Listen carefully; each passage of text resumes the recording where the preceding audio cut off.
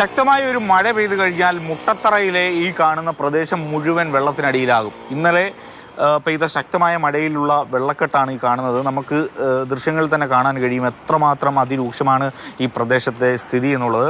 ഈ വീടിനകത്തേക്ക് തന്നെ വെള്ളം കയറിയിട്ടുണ്ട്. അവിടെ കോർപ്പറേഷൻ്റെ നേതൃത്വത്തിൽ ഉള്ള ഒരു നഴ്സറി സ്കൂളൊക്കെ ഉണ്ട്. അതിൻ്റെ അകത്ത് വെള്ളം കയറി. ജോലിക്ക് പോയതാണ്, പോയപ്പോൾ അങ്ങോട്ട് പോകാൻ പറ്റണില്ല. അതുകൊണ്ടാണ് ഞാൻ തിരിച്ചു പോകുന്നത്. എവിടെയാ വീട്? എൻ്റെ വീട് അങ്ങോട്ട് കണ്ടാം, ജംഗ്ഷൻ്റെ എങ്ങനെ പോകും? ഇനി ഇതിലേക്ക് ഇറങ്ങി പോകാനേ പറ്റുള്ളൂ. അവരുടെ വാക്കുകളിൽ നിന്ന് തന്നെ വ്യക്തമാണ് എത്രത്തോളം ബുദ്ധിമുട്ടാണ് ഈ ആളുകൾ അനുഭവിക്കുന്നത് എന്നത്.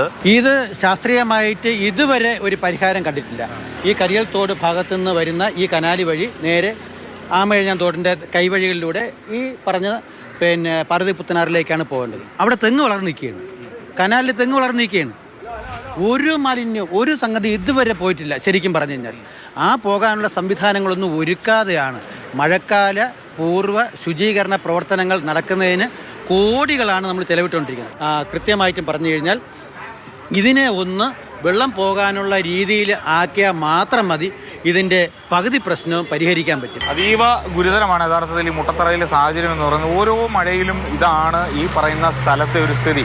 ഈ വെള്ളക്കെട്ടിന് ഏറ്റവും പ്രധാനപ്പെട്ട കാരണമെന്ന് പറയുന്നത് ഇവിടുത്തെ ഓട നിർമ്മാണത്തിലെ അശാസ്ത്രീയമായ രീതിയാണ്. മഴക്കാല പൂർവ്വ ശുചീകരണം കൃത്യമായി നടപ്പിലാക്കുന്നുണ്ട് എന്ന് പറയുന്ന അധികൃതർ, സർക്കാർ, മന്ത്രിമാർ, കോർപ്പറേഷൻ അധികാരികൾ എല്ലാം കാണേണ്ട കാഴ്ചയാണിത്.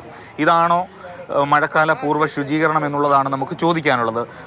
മഴക്കാല പൂർവ്വ ശുചീകരണത്തിൻ്റെ ഏറ്റവും ഉദാത്തമായ മാതൃകയാണ് ഇവിടെ കാണാൻ കഴിയുന്നത്.